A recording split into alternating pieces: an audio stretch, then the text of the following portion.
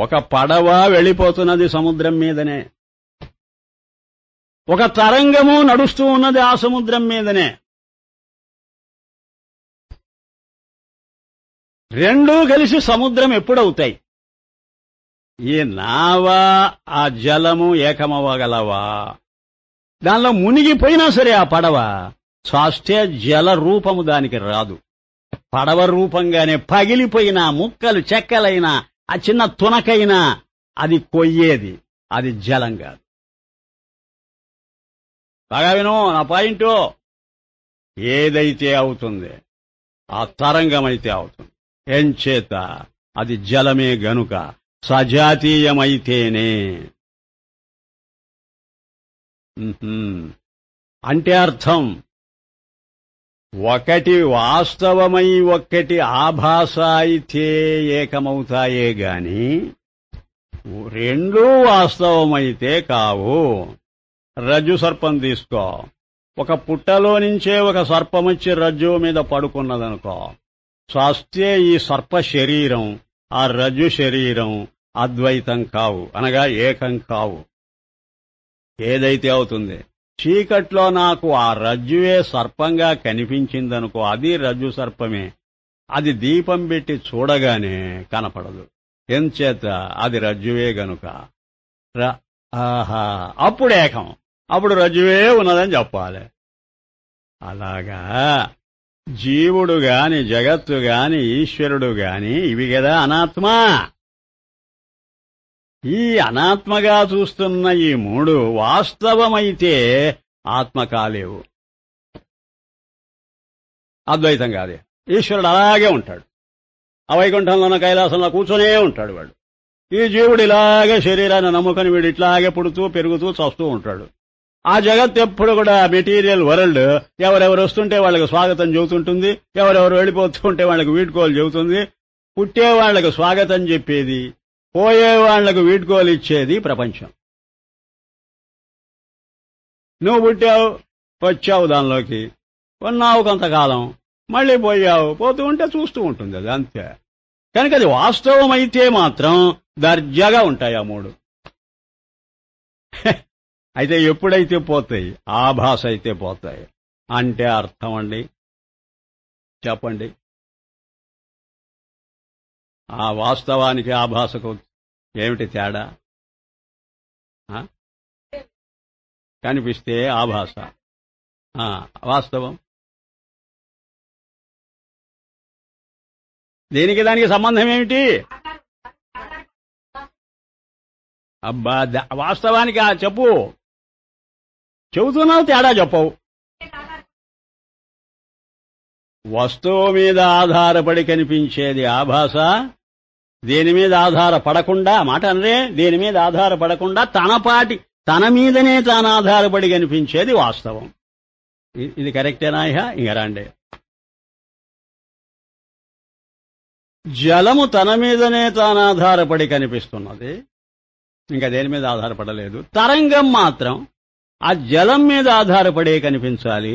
దాని అస్తిత్వమే దీని అస్తిత్వం, దాని ప్రకాశమే దీని ప్రకాశం. అనగా ఉండడము దాని ఉనికే, కనిపించటము దాని కనిపించటమే. ఇంకా దీనికి ప్రత్యేకమైన ఉనికి గాని దీనికి ప్రత్యేకమైన కనిపించటం గాని లేదన్నమాట. లేదనిపించుకునే ఉండడం అది. ఇంకో రకంగా చెబుతా, లేదనిపించుకునే ఉండటం ఆభాస, ఉందనిపించుకునే ఉండటం ఏం చెప్పమంటావు? వాస్తవం, వస్తువు. ఇది అప్లై చెయ్యి ఇప్పుడు. దేనికి? ఆత్మకు అనాత్మకు. ఈ సముద్ర దృష్టాంతంలో ఇంకొక భాగం చెప్పాము, అది గుర్తుందా? ఆ పడవ తరంగం మాత్రం ఆ జలం ఉంటేనే ఉంటుంది, లేకపోతే లేదు. గాని పడవ మాత్రం జలం లేకపోయినా ఒడ్డునైనా పడి ఉంటుంది. అది నీళ్లలోకి దించలే ఇంకా ఓడ. ఉంటా, నా పాటికి నేను ఉంటానయా. నీకు కావాలంటే నీళ్ల మీద ప్రయాణం చేయడం నీకు సాధ్యం కాకపోతే నేను హెల్ప్ చేస్తా, అంతే. తన పాటికి తానున్నది అది. దాని ఉనికి దానిదే. జలం ఉనికి దాని ఉనికి కాదు. జలం కనపడడం దాని కనపడడం కాదు. తరంగం మాత్రం చెబుతున్నా విను, సత్తు చిత్తులు వస్తున్నాయి ఇప్పుడు. దాని ఉనికే దీని ఉనికి అంటే అస్థి, దాని కనిపించటమే దీని కనిపించటమే భాతి. విధి విరామం లేకుండా కమలీవాలా వందల కొద్దీ పేజీలలో అస్థిభాతి అస్థిభాతి అంటుంటే ఇప్పుడు దాని సీరియస్నెస్ తెలిసిందా? ఎంత సీరియస్ గా మాట్లాడుతున్నాడు ఆయన అంటే ఎందుకు? ఆయన మన మనస్సులోకి డ్రైవ్ చేస్తున్నాడు. తెలుసుకోండి, ఇది అసలు ఉన్న వాస్తవం, మరి ఏది కాదు. ఏదున్నా సరే ఈ అస్థిభాతి ఏ దానికి పంచిపెడుతున్నది అది. అదేగా యస్యైవ స్ఫురణం అని ఇప్పుడు చదివాను. బాగా గట్టి పడుతున్నదా ఇప్పుడు మనసుకు? మీరింకా ఏమి దీని మీదనే మీరు రిఫ్లెక్ట్ చేస్తూ ఉండండి. దేని మీదనే రిఫ్లెక్షన్, దేని మీదనే మెడిటేషన్, దేని మీదనే రియలైజేషన్. మీరు ఏమైనా పెట్టుకోండి, మీకు మెటీరియల్ నేను సప్లై చేస్తున్నా అంతే. ఈ 6 రోజులు నేను చేస్తున్న ఘనకార్యం ఏంటంటే మీ సామగ్రి నాకు మీకు ఇద్దరికీ పంచిపెడుతుంది. నాకు ఇది కావాలి, లెటర్స్ థింక్ టుగెదర్ అంటే అర్థం అది. ఈ లెటర్స్ థింక్ టుగెదర్ అనేది మహర్షులే చెప్పారండి. ఏమని? సహ వీర్యంకర వావహై, ఇద్దరము కలిసి ప్రయత్నం చేద్దామన్నారు మహర్షులు. వాళ్ళు ఎంత గొప్పవాళ్ళో ఏం కాదు. ఎంత లిబరల్ అవుట్లుక్ ఉంటే ఆ మాట నాలండి. నేనే చూస్తున్నా, నాకంతా అయిపోయింది, నేను మహాజ్ఞానిని, మీకే అజ్ఞానులు కనుక మీకు నేను బోధ చేస్తాను. ఏ మహర్షి అనడండి. అబ్బా, ఈనాటి మహర్షులు అంటున్నారు గాని గడ్డాల మహర్షులు, ఆ మహర్షులు ఎప్పుడు అనలే. సహా సహా సహా సహనావతు సహనౌ భునక్తు, ఆ సహా అనే మాట వదిలేరు చూడండి. టుగెదర్ టుగెదర్ అని అర్థం ఇంగ్లీష్లో. సహనావతు సహనౌ భునక్తు సహ వీర్యంకర వావహై, ఇద్దరము కృషి చేద్దాం. కోఆపరేషన్. మరేంటని? కాబట్టి పడవ ఎందుకు అద్వైతం కాకుండా పోయింది? తరంగం ఎందుకు అద్వైతమైంది? సజాతీయం అనేది కూడా వేగ్గానే ఉన్నది. కొంచెం ఇంకా డీటెయిల్డ్ గా వర్కౌట్ చేయాలి. చెబుతున్నా, దాని అస్తిత్వమే దీని అస్తిత్వమై, అలా చెప్పాలి. దాని భానమే దీని భానమై, దాని ఎగ్జిస్టెన్సే దీని ఎగ్జిస్టెన్సు, దాని యొక్క కాన్షియస్నెస్సే దీనిది, దాని అపియరెన్సే. జలం ఉండడమే తరంగం ఉండడం, అలా చెప్పాలి. జలము కనిపించటమే తరంగం కనిపించటం అన్నప్పుడు ఇంకా తేడా రాదు, ఏ మాత్రం తేడా రాదు. రెండు ఏకమైపోతాయి అద్వైతంగా. నువ్వు అన్నా అనకపోయినా అద్వైతం అయిపోతాయి అవి. పడవ మాత్రం అలా కాదు. జలం ఉంటేనే పడవ ఉండడం కాదు, జలం కనిపిస్తే పడవ కనిపించటం కాదు. కాబట్టి అది వేరు, అది ద్వైతం. సరే, మంచిదే. అప్పటికి రెండు వాస్తవాలైతే ఏకమవ్వవు, అది రూల్. రెండింటిలో ఒకటి వాస్తవమై ఒకటి ఆభాస అయితేనే ఏకమవుతాయి. ఆ ఏకమవడంలో కూడా ఆభాస వాస్తవంగా ఏకమవ్వాలి గాని వాస్తవం ఆభాసగా ఏకమవ్వకూడదు. అంటే ఆత్మ అనాత్మగా ఏకమవ్వకూడదు. ఇందాక చెప్పాం కదా ప్రమాదం. ఆత్మ అనాత్మగా ఏకమవ్వకూడదనే దాన్నే మరో భాషలో చెబుతున్నాం. వాస్తవము ఆభాస అవ్వకూడదు. అనాత్మ ఆభాస కదా, అప్పుడు ఏమవ్వాలి? ఆభాస వాస్తవం అవ్వాలి. అంటే ఈశ్వరుడు, ఇప్పుడు రండి అప్లై చేయి. ఈశ్వరుడు ఆత్మకు భిన్నంగా ఏంటి? ఆభాస. జగత్తు ఆత్మకు భిన్నంగా ఆభాస. జీవుడు ఆత్మకు భిన్నంగా ఆభాస. హాయిగా ఉన్నది. ఇప్పుడు అనుకుంటుంటేనే నెత్తిన పాలు పోసినట్టున్నది. మోక్షం అనేది వచ్చి ఒళ్ళో పడ్డంత ఫీల్ అవ్వాలి నువ్వు ఇప్పుడు. ఆ మూడే మీకు సమస్య. అసలు సమస్య ఎక్కడున్నది? ఆ ముగ్గురులో ఉన్నది. ప్రపంచమే కదండి నీకు సమస్య. ఇంకొక మాట, ప్రపంచము జీవుడు సాక్షాత్తు సమస్య, ఈశ్వరుడు అనుకుంటే సమస్య, అనుకోకపోతే లే. పాపం ఆయన పెద్ద మనిషి. నువ్వు అనుకుంటే నీకు సమస్య అవుతారా? నేను నన్ను ఏ వైకుంఠంలోనో, అదే మాటిమాటికి అంటున్నాడు కమలీవాల. వైకుంఠంలోనో కైలాసంలోనో కూర్చోబెడితే నీకు సమస్య అన్నాడు చూడండి. నిన్నటి వరకు అంటూనే ఉన్నాడు ఆ మాట. నీ స్వరూపం అనుకుంటే సమస్య కాదు. కనుక ఈశ్వరుడు అంత పెద్ద ప్రాబ్లం కాదండి. ఎందుకంటే నువ్వు చూడలే, నేను చూడలే, ఇంకేంది ప్రాబ్లం? నీకెప్పుడు ప్రాబ్లం దేనివల్ల తెలుసా? నీకు కనిపించే దానివల్ల ప్రాబ్లం. ఇప్పుడు రోగం ఉన్నదండి, నా శరీరంలోకి వస్తే నాకు ప్రాబ్లం. ఇంకెవడి శరీరంలోనే ఉన్నదనుకో, అది నాకు ప్రాబ్లం కాదు, నాకు కనిపించలే ఆ రోగం, నా అనుభవంలోకి రాలే. నా ఆర్బిట్లోకి రావాలి అది. అప్పుడు ప్రాబ్లం. అర్థమవుతున్నదా?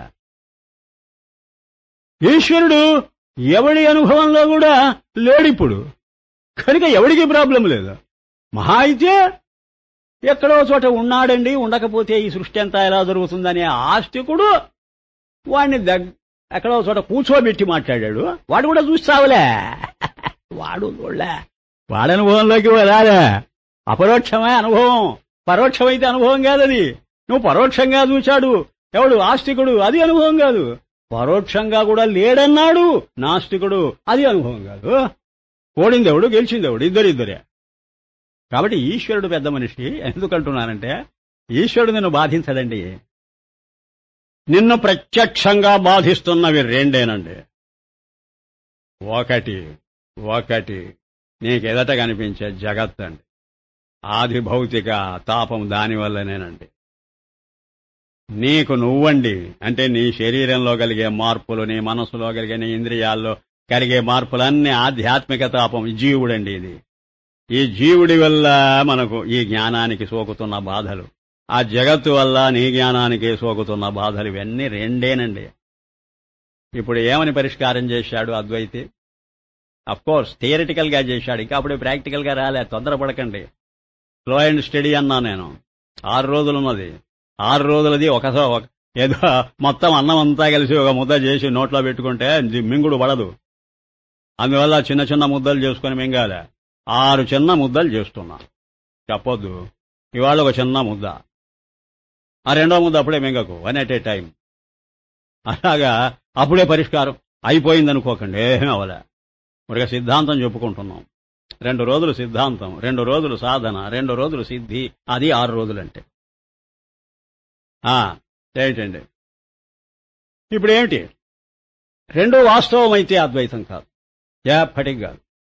అందుకనే నీవు జీవ జగత్తులను వాస్తవంగా చూడవద్దని చెప్పడం. ఇప్పుడు అర్థమైందే ఎందుకు చెబుతున్నాడు ఆయన.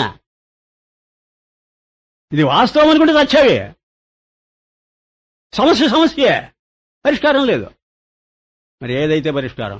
ఆభాస అనుకుంటేనే పరిష్కారం. ఆభాస అంటే ఏమిటమ్మా జయప్రద చెప్పు?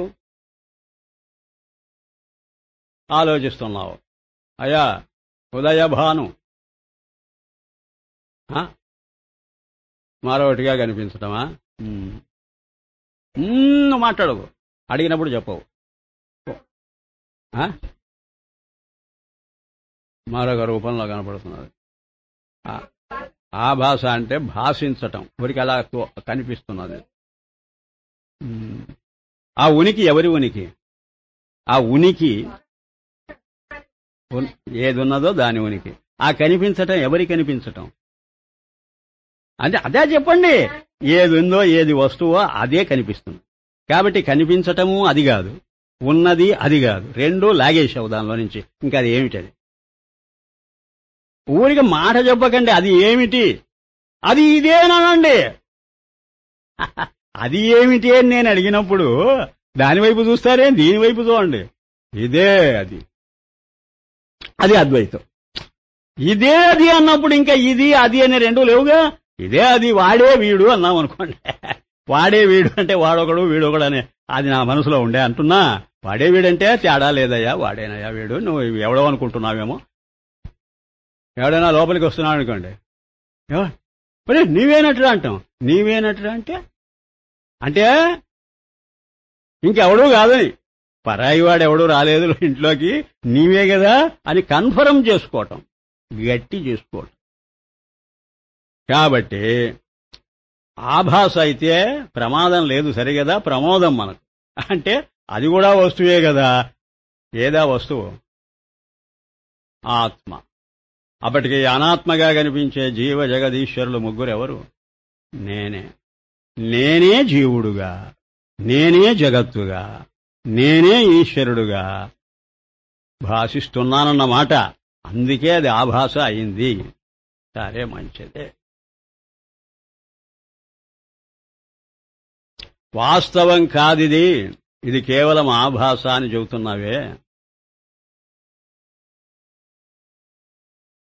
ఆభాసాన్ని ఎలా నిరూపించగలవు? అదండి ప్రశ్న. నిరూపించాలే. ఊరికి ఆ భాష ఈ భాష అంటే మేము ఒప్పుకోం. ఇదేదేనన్నా ఒప్పుకోం. దేని ఉనికే దాని ఉనికి అన్నా ఒప్పుకోను.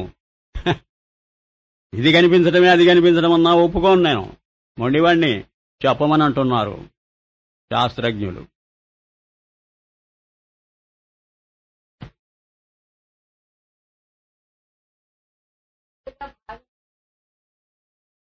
బా ఇవన్నీ చెప్పినవే చెబుతున్నారు మళ్ళీ నాకు. ఏది మారిపోతున్నారు. కొంచెం దగ్గరికి వచ్చావు గాని బాగా పునాది గట్టిగా వేసి బిల్డింగ్ కట్టడంలా.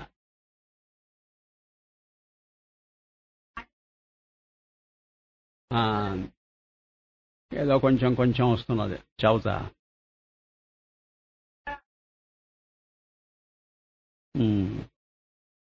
అది ఒక రకంగా కరెక్టే. ఆదిలో లేకుండా అంతంలో లేకుండా మధ్యంలో కనిపిస్తున్నదేదో అది ఆభాస.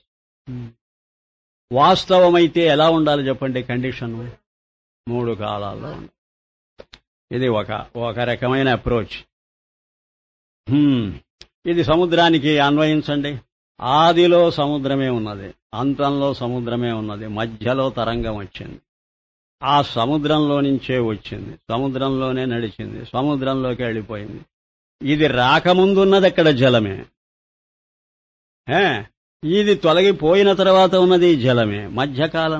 మధ్యకాలంలో కూడా జలమే ఈ రూపంలో కనపడుతున్నది గాని మరొకటేదో వచ్చి తరంగమని పేరు పెట్టుకొని నీకు కనపడటం లేదు. గనుక ఆది మధ్యాంతాలు మూడింటిలోనూ ఉన్నది జలమే, అది వాస్తవం. ఏది ఆభాస? ఆద్యంతాల్లో లేకుండా.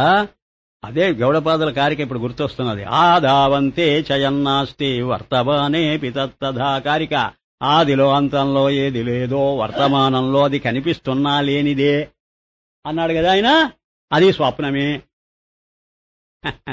ఇప్పుడు స్వప్నానికి అన్వయం చెప్పండి ఎంత అద్భుతంగా ఉంటుందో. ఇప్పుడు ఆయన అన్న మాట ఎంత అద్భుతం అంటే, ఆదిలో జాగ్రత్త అవస్థలో ఉన్నాను నేను, నాకు ఇంకా నిద్ర పట్టలా, అప్పుడు స్వప్నం లేదు. అంతమనంటే మళ్ళీ జాగ్రత్త అవస్థలోకి వచ్చా, మళ్ళీ మెలకు వచ్చింది, అప్పుడు స్వప్నం లేదు. ఎప్పుడున్నది ఆ స్వప్నం? మధ్యలో ఉన్నది. ఈ జాగ్రత్త ఆది, ఆ జాగ్రత్త దాని అంతం. 2 జాగ్రత్తల మధ్యలో ఒక స్వప్నావస్థ ఉన్నది. ఎట్లా నమ్ముతావు దాన్ని? అయితే వాస్తవం కదా. వాస్తవం అంటే అర్థం తెలియకుండా మాట్లాడుతున్నావు. వాస్తవం అయితే వస్తు సిద్ధం అని అర్థం. వస్తు సిద్ధం అంటే ఉండడం అని అర్థం. ఉండడం అంటే లేకపోవడం కాదని అర్థం. బాగా వినో, ఉండడం అంటే లేకపోవడం కాదని అర్థం. మరి 2 లేకపోవడాలు ఉన్నటువంటి ఉండటం అది. 2 లేకపోవడాలను దగ్గర పెట్టుకున్న ఉండడమే స్వప్నం. ఆ 2 లేకపోవడాలు ఏమిటండి? ఆదిలో ఒక లేకపోవడం, అంతంలో మరొక లేకపోవడం. 2 చోట్ల నెగటివ్ అయింది, ఒక్క చోట పాజిటివ్ అయింది. అది పరిపూర్ణమైన ఉనికి కాదు. అది ఎక్కడ 100కి 100 పాళ్ళు ఉనికి అయితే 100 మార్కులు రావాలి కదా. 40 వచ్చి 60 రాకపోయినా, 80 వచ్చి 20 రాకపోయినా అది నీవు పెర్ఫెక్షన్ అంటావేమిటి? కనుక పెర్ఫెక్ట్ ఎగ్జిస్టెన్స్, కంప్లీట్ ఎగ్జిస్టెన్స్ ఎప్పుడనంటే 3 కాలాల్లో ఉంటే అప్పుడు పరిపూర్ణం. 3 కాలాల్లో ఉన్నది ఆ సముద్ర జలం, 2 కాలాల్లో లేకుండా ఒక కాలంలో ఉన్నది ఆ తరంగ జలం. సరిపోయిందా? అందువల్ల ఆభాస. దేని ఆభాస? 3 కాలాల్లో ఏదుందో దాని ఆభాస ఆ తరంగం. సరే, ఇప్పుడు ఎందాక ఎవరన్నారు? మారిపోతున్నదని ఒక మాట, ఇప్పుడు అనండి ఆ మాట, అంతకుముందు అన్న మాట కాదు. అందుకనే సీక్వెన్స్ ఉండాలి మాకు, లేకపోతే మాకు చక్కగా ప్రొసీడ్ అవ్వలేం మేము. ఇప్పుడు కోర్టులో ఆర్గ్యూ చేసినట్టే పెద్ద పెద్ద సీనియర్ అడ్వకేట్స్ ఆర్గ్యూ చేస్తారు. అద్భుతం అది. It is a treat. ఒక్క 2-2.5 గంట వాళ్ళు ఆ విచారణ, అదే విచారణ అంటే చేస్తూ ఉంటే విజిటర్స్ గ్యాలరీ అంతా నిండిపోతుంది. పెద్ద పెద్ద అడ్వకేట్స్ చెప్పేటప్పుడు 1 by 1 పాయింట్ తీసుకుంటారు, లా పాయింట్. తొందరపడరు, తొందరపడితే గల్లంతు, వెనక ముందు ముందు వెనక అయిపోతుంటుంది. ముందు వెనక లేకమైపోయాయంటే ఇంకా ఆర్గ్యుమెంటే లేదు, అసలు ప్రొసీజర్ లేదు. ఇప్పుడు మీరు డాక్టర్లు ఆపరేట్ చేసేటప్పుడు కూడా ఏది ముందు ఏది తర్వాత 1 by 1 స్టెప్ బై స్టెప్ మీరు చేస్తుంటారు. ప్రతిదీ ఆపరేషనే. ఆపరేషన్ అంటే వ్యాపారం అని అర్థమట. వి ఆపరేట్, వ్యాపార, ఆపరా, ఒపేరా, వ్యాపార, అది లాటిన్ వర్డ్ అండి.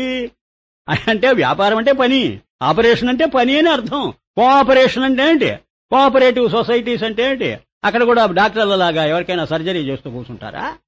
ఆపరేషన్ అంటే సర్జరీ అని కాదండి అర్థం. ఆపరేషన్ అంటే ఒక పని అని అర్థం. అది సర్జికల్ గా ఉంటే సర్జరీ, అంతేగాని మెడికల్ గా ఉంటే మెడిసిన్. ఇదే ఆపరేషనే. ఆ మందు దాని మీద ఆపరేట్ అయిందా లేదా అని అడుగుతారు. అన్ని ఫండమెంటల్గా వెళ్ళి మాట్లాడితే బ్రహ్మాండం కదండి. సరే, మంచిదే. ఇప్పుడు ఏమిటంటే మీరేదో అన్నారు, అది నిర్ణయించాలి.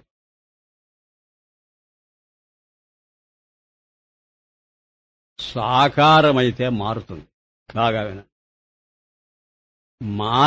మారడం అంటే అర్థం తెలిసిన, ముందున్న దశ చచ్చిపోయి కొత్త దశ పైకి రావడం, అది చచ్చి మరొక దశ రావడం, అది చచ్చి ఇంకొక దశ రావడం. చావు బతుకులు ఉండడమే పరిణామం.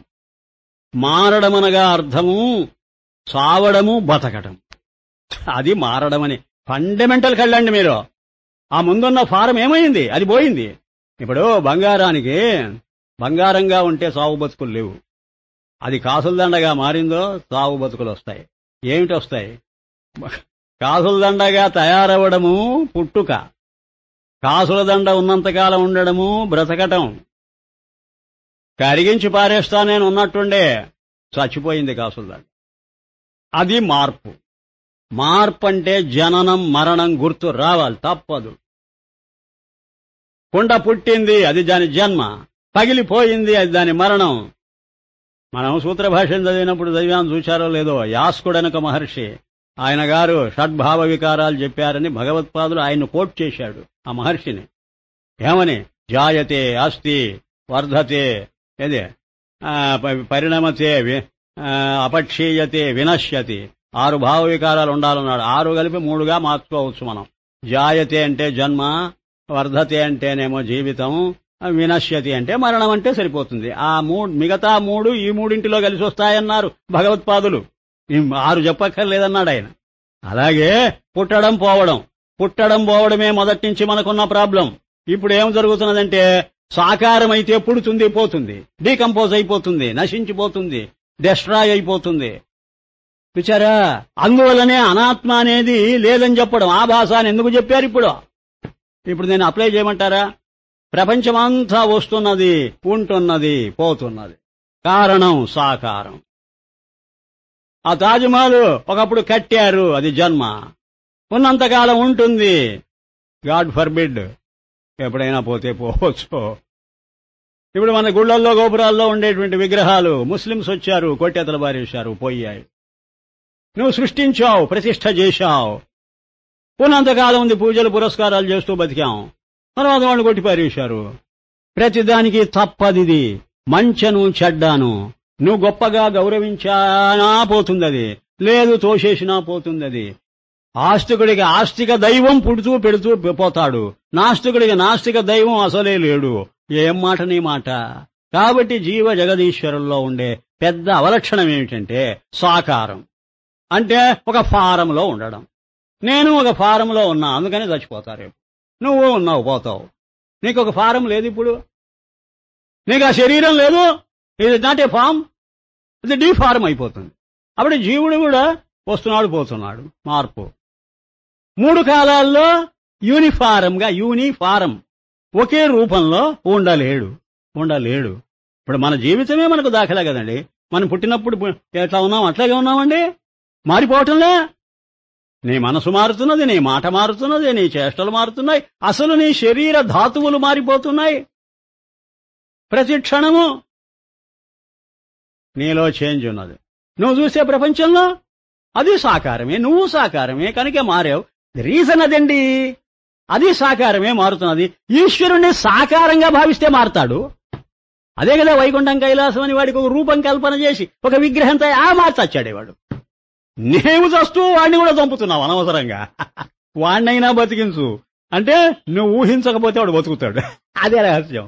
నీవు ఊహించిన దేవుడు చస్తాడు. మ్యాన్ మేడ్ గాడ్ అయితే చస్తాడు, సెల్ఫ్ మేడ్ గాడ్ అయితే బతుకుతాడు.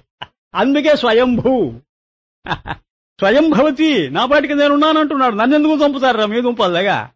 మీరు తీసుకొచ్చి ప్రతిష్ట చేస్తే నాకు అప్రతిష్టరా? మనం చేసే ప్రతిష్ట ఆయనకు అప్రతిష్ట నన్ను అడిగితే. మీరు అర్థమైందా దాని సీరియస్నెస్? లాజిక్ అర్థం చేసుకో. అసలు ఆ రీజనింగ్ అది అద్భుతమైన రామబాణం. అది దగ్గర పెట్టుకున్నామంటే అన్నే వశమైపోవాల్సిందే. కాబట్టి ఎందుకు ఆభాస అయిందంటే చెబుతున్నా. మీరు నాకు క్లూ ఇచ్చారు.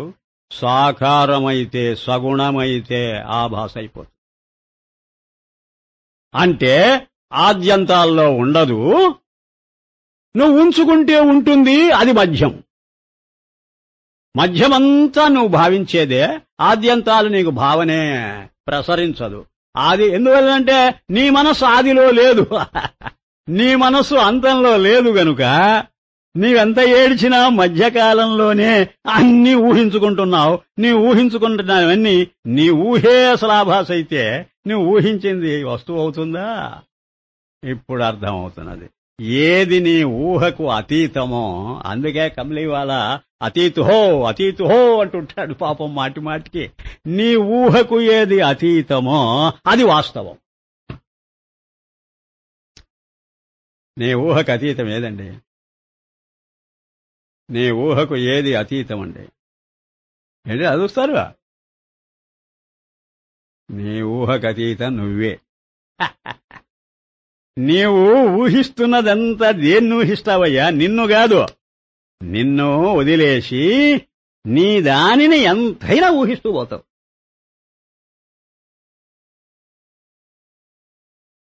ఇక్కడ ప్రపంచం ఉన్నది అని ఎవరు చెప్పారు? నీవేగా చెబుతున్నావు కనుక నీవు చెబుతున్నది నీ ఊహేగా. ఇదిగో ప్రపంచం ఉన్నది అని ఇటు చూపిస్తావు ఎంతసేపటికి. కనుక అది ఆభాస. నువ్వింకా ఏమని ఊహించావు? ఇదిగోనండి నేను అని నీ శరీరాన్ని వాటిని చూపుకొని నువ్వు శరీరాన్ని మనసుకు తెచ్చుకుంటూ ప్రాణాన్ని మనసుకు తెచ్చుకుంటూ చూస్తున్నావుగా, అది నీ ఊహేగా. అది ఆభాసే. ఈశ్వరుణ్ణి అలాగే ఊహించావు, ఆభాసే. ఊహించేటప్పుడు నీకు అన్యమైన దాన్నే ఊహిస్తావు గాని నిన్ను నువ్వు ఊహించలేవు. ఎందుకనంటే ఊహ దేనిలో నుంచి వస్తున్నది చెప్పు? నీలో నుంచి వస్తున్నది. నీలో నుంచి తయారయ్యొచ్చేది ఊహైతే నీవేమవుతావు? నువ్వు తయారైతేనేనా? నిన్ను తయారు చేసేది ఎవరు? నిన్ను ఊహ తయారు చేయదు, నువ్వు ఊహను తయారు చేస్తున్నావు. నీవు ఊహను తయారు చేస్తున్నావు. You are producing your thought, you are creating your thought. Thought cannot create you, which is being created by you. How can that which is created by you can create you? నీ వల్ల సృష్టి అవుతున్నది నిన్నెలా సృష్టిస్తుంది? కనుక సాకారము కానిది మారనిది అది గదా వాస్తవం అంటున్నావు. ఇప్పుడు సాకారమైనదేది మారేదేది? నీవు నీ జ్ఞానంతో దర్శించేది ప్రతిదీ సాకారమే, ఏంటి మారేదే. అప్పటికి ఇదంతా ఆభాస అయిపోతున్నది. నువ్వు ఆ రెండు స్టాంపులు దేని మీద వేస్తుంటే అదంతా ఆభాస అయిపోతుంటుంది. ఆ స్టాంపు పడనిదేదో అది తప్పక వాస్తవం అయి ఉండాలి. ఆ స్టాంపు నీకు నువ్వు వేసుకోలేవు గనుక, వేసుకున్నా నీ మీద స్టాంపు పడదు గనుక. ఎందుకంటే నీది జ్ఞానం. జ్ఞానం అనేసరికి నిరాకారం, నిరాకారం అనేసరికి మార్పు లేదు. అందండి. జ్ఞానమంటే నిరాకారం, నిరాకారం అనంటే నిర్వికారం. నిరాకారం నిర్వికారం రెండు మాటలు. ఆకారము లేదు, మారదు. అప్పటికి మారడం దేని కిందికి వస్తుంది? సాకారం కిందికే వస్తుంది. ఆ మారడమే మరణం.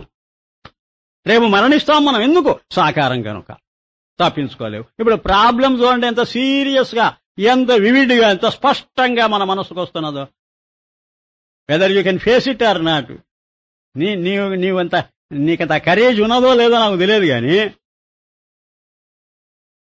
ఎప్పటికైనా సాధించవలసిన ధైర్యం అది. మనం నేను సాకారమైనంత వరకు జనన మరణాలు తప్పవు.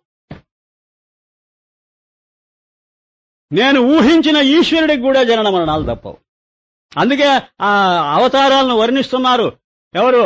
మహర్షులు పురాణాలలో. అడుగో పుట్టాడు కృష్ణుడు, ఇడిగో పోయాడు కృష్ణుడు. అడుగో పుట్టాడు రాముడు, ఇడిగో పోయాడు రాముడు. అవతారాలను కూడా నువ్వు చావు బతుకులకు గురి చేస్తూ మాట్లాడుతున్నావంటే నువ్వేం పెద్ద మనిషివయ్యా. ఎందుకు?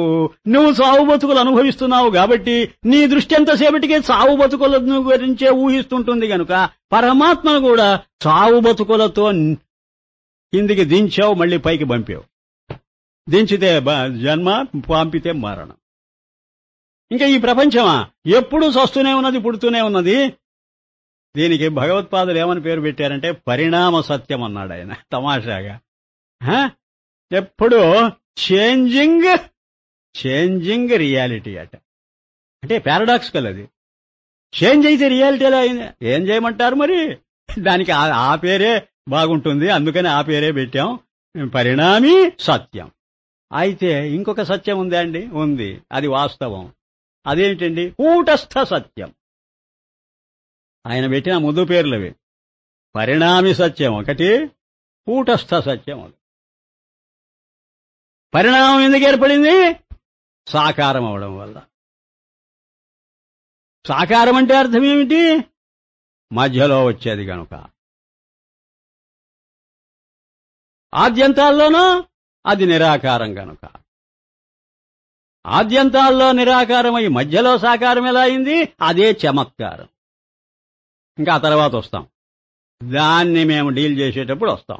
అంతవరకు ఆగు. కనుక ఇప్పుడు ఏమేమి మనం చర్చించాం ఇంతవరకు?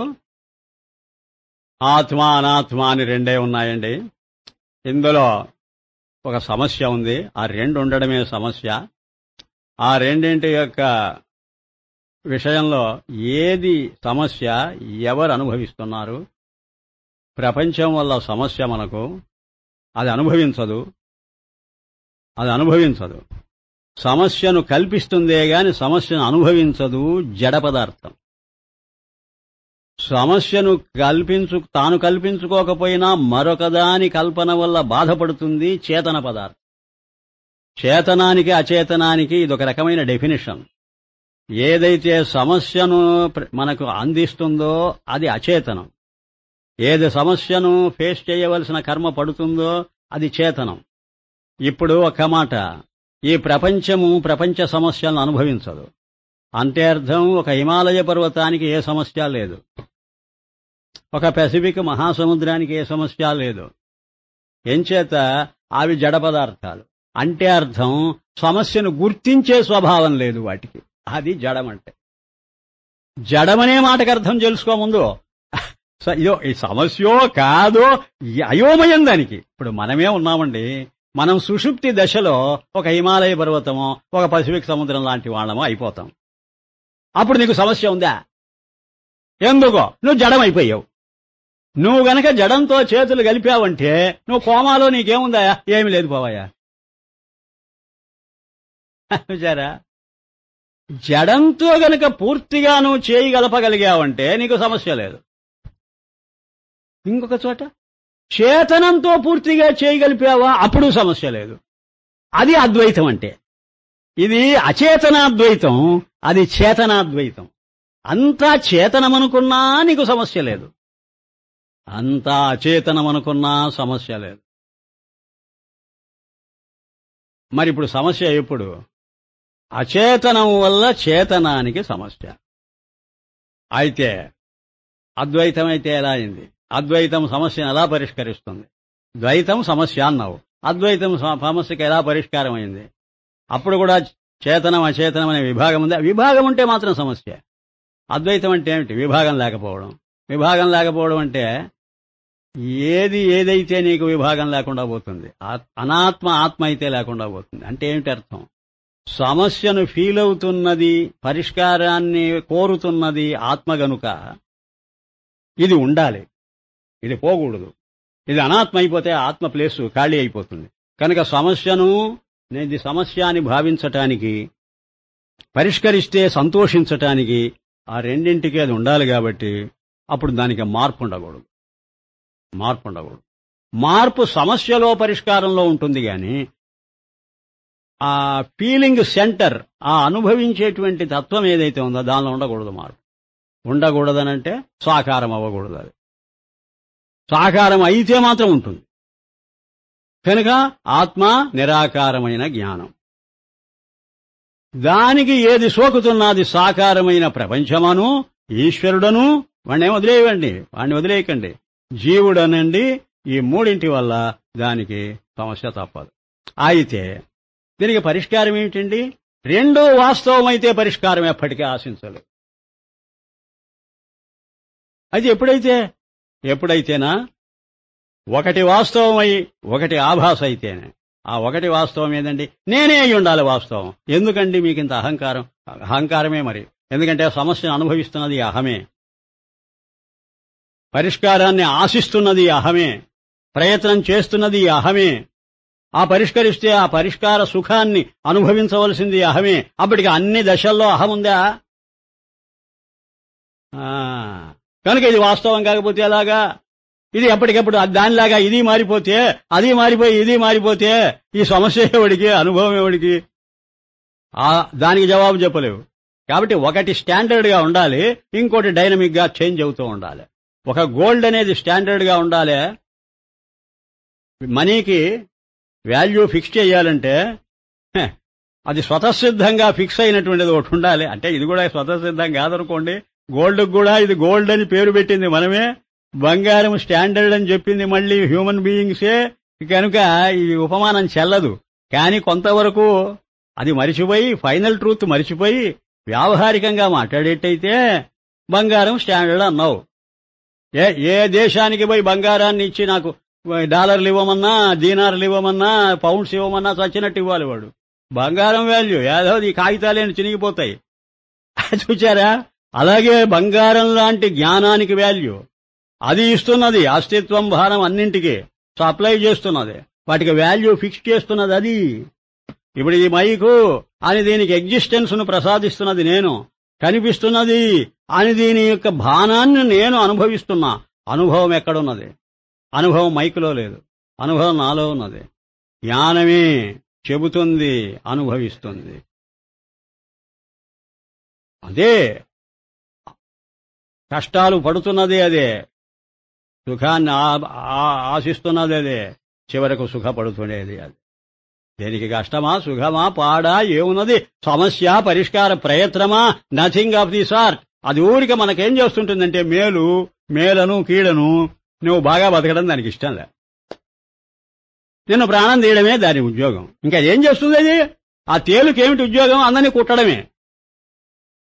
దాని పాటికి దాన్ని పోకూడదు. ఎందుకు మన ప్రాణం తీస్తున్నా? ఏది దొరక్కపోతే దానికి రాగి చెంబులు, ఇత్తడి చెంబులు అవి ఉంటాయి చూడండి, వాటిని కుడతాయి. ఇటు దుంపదేగా దానికి అంత దురద, అంత తీట. దాన్ని కుడితే చిల్లి పడుతుంది. మా మేనత్తోకేముండేది, ఆమె అచేతన పదార్థాలతో మాట్లాడుతుంటుంది, జీవజాలంతో మాట్లాడుతుంటుంది. అదొక అద్వైతం. ఏంట్రా ఇది చిల్లి పడిపోయింది, అది దుంపదేగా తేలు, ఇది కుట్టుంటుందిరా. అదేంది మా తేలు కుట్టేది ఏమిటి? మనల్ని కదా కుడుతుంది, దాన్ని కుడుతుందని అంటావు, నీకు తెలియదురా అని అప్పుడు చెప్పింది ఈ విషయం. దాని స్వభావం కుట్టడం. కనుక ఎవరు దొరక్కపోతే ఏదో దాన్ని కుడుతుంది, అచేతనాన్నైనా గుట్టిపారేస్తుంది. అలాగే దీని స్వభావం ఏమిటంటే ఎవరో ఒకరు కావాలి దానికి, అది ఆపరేట్ అవ్వడానికి. ఎవరు కావాలి? దాన్ని అది కుట్టలేదు. దాన్ని అది కుట్టలేదంటే అచేతనం అచేతనాన్ని బాధించదు. అచేతనము తనకు విజాతీయమైన చేతన పదార్థాన్ని ప్రాణం తీస్తుంటుంది. కనుకనే ప్రపంచము మన ప్రాణం తీయడం. ఆ హిమాలయం పోయి ఆ సముద్రంలో పడకూడదు, ఆ పసిఫిక్ సముద్రాన్ని ప్రాణం తీయకూడదు, నేను వచ్చి నీలో దూకుతాననకూడదు, లేదా ఈ పసిఫిక్ విజృంభించి హిమాలయాన్ని ముంచెత్తకూడదు. అవి రాజీ పడతాయి వాటి దుంపదగా. అవి ఫిక్స్డ్ వాల్యూస్. అది ఎక్కడుండాలో అక్కడే ఉంటుంది, ఇది ఎక్కడుండాలో ఇక్కడే ఉంటుంది. కానీ ఇది పొంగి మన్నెత్తిన పడుతుంది. అది మనం పోయి ఎప్పుడైనా దాన్ని ఎక్కబోతే కింద పడి చేస్తాం. ఆ కొండ ఎక్కబోతే నేను కిందికి తోసేస్తుంది, అది జారిపోవడమే, తోసేయడం. ఇది ఏదో ప్రయాణం చేద్దాం సముద్రం మీద అంటే ఎప్పుడో ఒకప్పుడు పెద్ద తుఫాను ఒక సైక్లోన్ వచ్చిందంటే ఆ గల్లంతా అయిపోతారు. ఆ చేపలు పట్టే వాళ్ళంతా గల్లంతా అయ్యారని పేపర్లలో పడుతుంటుంది చూడండి. ఆ బెస్స వాళ్ళంతా పోయారని. అది ఎవరు వాడిని బాధించింది ఏది? అచేతనమైన పదార్థం. అది బాధిస్తున్నదని కూడా మళ్ళీ ఈ చేతనమే అనుకోవాలి. అంటే సమస్యను ఇదే ఫీల్ అవుతున్నది, కల్పిస్తున్నది అది, అనుభవిస్తున్నది ఇది. మళ్ళీ దీన్ని తిప్పికొట్టి మళ్ళీ ఈ విషాదానికి మోక్ష సన్యాసం చేసుకోవాలని అనుకున్నది కూడా ఇదే. కనుక దీనికి పరిష్కారము ఏమిటంటే చివరకు మనం తెలుసుకున్నది రెండు. వాస్తవమైతే మాత్రం కుదరదు. నిజంగా ఆ పసిఫిక్కే ఉండి నిజంగా హిమాలయం ఎప్పటికీ ఉంటే మనం సత్యమే. ఒక పసిఫిక్ హిమాలయమే కాదు, ఈ రెండింటిని మించినటువంటి ఎన్నో పదార్థాలు డేంజరస్ జోన్స్ ఉన్నాయి. అవన్నీ ఇక్కడి నుంచి బ్లాక్ హోల్స్ వరకు ఈ ప్రపంచం ఇలా వాస్తవమని అనుకున్నంత వరకు మనకు క్షేమం లేదు. అందుకే జనన మరణాలు తప్పటం లేదు. ఇప్పుడు రిలీజియస్ సైన్స్ వస్తున్నది. దీంతోనే మనం సతమతమైపోతుంటే అదొకటి తయారయ్యి మేము చెప్పామా మీకు ఇది ఉన్నంత వరకు తప్పదని, కనుక ఇది ఎప్పుడు ఉంటుంది, ఇది వాస్తవం రా బాబు, నువ్వు తప్పించుకోలేవు, పునరపి జననం పునరపి మరణం, మళ్లీ నువ్వు జన్మించవలసిందని ఆశీర్వదిస్తున్నది మనం. ఇక్కడికి ఇది కడతేరుతుందేమో అని మనం అనుకుంటే చచ్చిన తర్వాత మళ్లీ పుట్టాలిరా. ఎందుకంటే చచ్చిన తర్వాత ఒకసారి పుట్టావు కాబట్టి ఇప్పుడు మళ్లీ వచ్చిన తర్వాత వచ్చిన తర్వాత ఒకసారి పుట్టేదేమిటి? తల్లి గర్భంలోకి ఎక్కడి నుంచి వచ్చావు? అప్పుడు పుట్టడం కాదుగా, పుట్టక ముందు పుట్టుక లేదుగా నీకు. పుట్టుక ముందు పుట్టుక లేదంటే అర్థం చావడం ఉంది. మరి అంతకుముందు లేనివాడివి కదా వచ్చావు, ఆ లేకపోవడమే కదా మరణం. ఆ మరణం అయ్యి కదా నువ్వు మళ్ళీ జననం ఎత్తావు. ఇప్పుడు జననం అయ్యి మళ్ళీ మరణిస్తావు అంటే ఆద్యంతాలు రెండేకమవుతాయి. ప్రీవియస్ బర్త్ మరణం, పోస్ట్ బర్త్ అది మరణమే. మరణంలోంచి మరణానికి వెళ్ళిపోతున్నావు. మృత్యో స్వమృత్యుమాప్నోతి యైహనా అని ఉపశ్యతి అని ఉపనిషత్తు చెప్పిందంటే ఒక మృత్యువులోంచి ఇంకో మృత్యువులో వెళ్ళిపోతుంది. ఇదేంటి బ్రహ్మాండమైన సమస్య. ఈ సమస్య తీరిపోవాలంటే ఒక్కటే సూచన చేశాం, అది ఆభాస. ఏదైనా సరే, జీవుడైనా జగత్తైనా ఈశ్వరుడైనా ఆభాస అనుకుంటేనే సమస్యకు పరిష్కారం. గాని నువ్వు వాస్తవం అనుకుంటే శాస్త్రి అది పరిష్కారం కాదు. ఇది ఈనాడు మనం తెలుసుకున్నటువంటి సిద్ధాంతం. చూద్దాం రేపు దీనికి జవాబు ఏమని వస్తుందో. ప్రశ్న ఏమిటో జవాబు ఏమిటో రేపటి విషయం రేపటిది. ఓం శాంతి శాంతి శాంతి.